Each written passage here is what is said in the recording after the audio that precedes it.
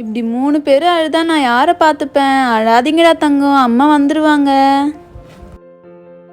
சுமதி, உனக்கு காஃபி வேணுமா டீ வேணுமா? எனக்கு ஸ்ட்ராங்காக ஒரு காஃபி. ஐயோ, அவங்க தூங்கிட்டு இருக்காங்களே, எப்படி எழுப்புதுன்னு தெரியலையே. சரி, அவங்களே எழுந்து வரட்டும்.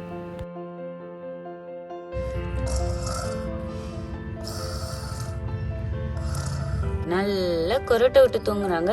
எழுந்திருக்கும் போது கொரட்டை விட்டீங்கன்னு சொன்னா நம்பவே மாட்டுறாங்க. ஏய், என்ன தூங்கிட்டு இருக்க?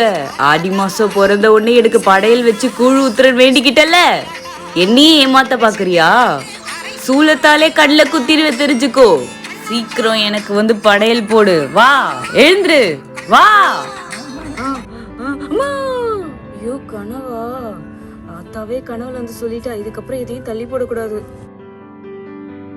Barbie, Barbie. சொல்லுங்க, காஃபி வேணுமா டீ வேணுமா? அதெல்லாம் ஒன்றும் வேணாம். என் கனவுல நான் மறந்த வேண்டுதலை பத்தி ஆத்தா வந்து ஞாபகப்படுத்திட்டு போறா. உங்க 2 பேருக்கும் நல்லபடியா கல்யாணம் ஆச்சு. ஆடி மாசம் கூழ் ஊத்தி செடல் போடுறதா வேண்டிக்கிட்டேன். நம்ம வர வெள்ளிக்கிழமையே போய் செடல் போட்டு கூழ் ஊத்திட்டு வந்துடணும். இதுக்கப்புறமும் தள்ளி போடக்கூடாது. சரிங்க. என்ன நீ செடல் கிடல் பேசிட்டு இருக்கீங்க? அது ஒன்றும் இல்லைப்பா, உங்க 2 பேருக்கும் நல்லபடியாக கல்யாணம் ஆனால் ஆடி மாதம் சடல் போடுறதா வேண்டிக்கிட்டேன். அது ஆத்தா கனவுல வந்து ஞாபகப்படுத்துறா. இதுக்கப்புறமும் தள்ளி போடக்கூடாது. வர வெள்ளிக்கிழமையே போய் கூழ் ஊற்றி சடல் போட்டு வந்துடணும். நான் மட்டும் இல்லைப்பா, நீங்கள் 2 பேரும் தான் சடல் போட்டுக்கணும். நாங்களா? நல்ல வேலை, நான் தப்பிச்சேன். ஆமாம், நீங்கள் தான். உங்களுக்கு தானே வேண்டிக்கிட்டேன், அப்போ நீங்களும் தான் போடணும்.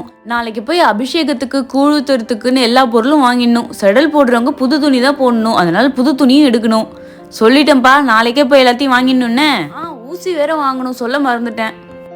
ஊசியா? மாரியாத்தா, என் வேண்டுதலை மறந்ததுக்கு என்ன மன்னிச்சிருமா. இந்த வெள்ளிக்கிழமை உன் மனசு குளிர் அளவுக்கு கூழ் ஊற்றி அபிஷேகம் பண்ணி என் வேண்டுதலை நிறைவேற்றிக்கிறேன்.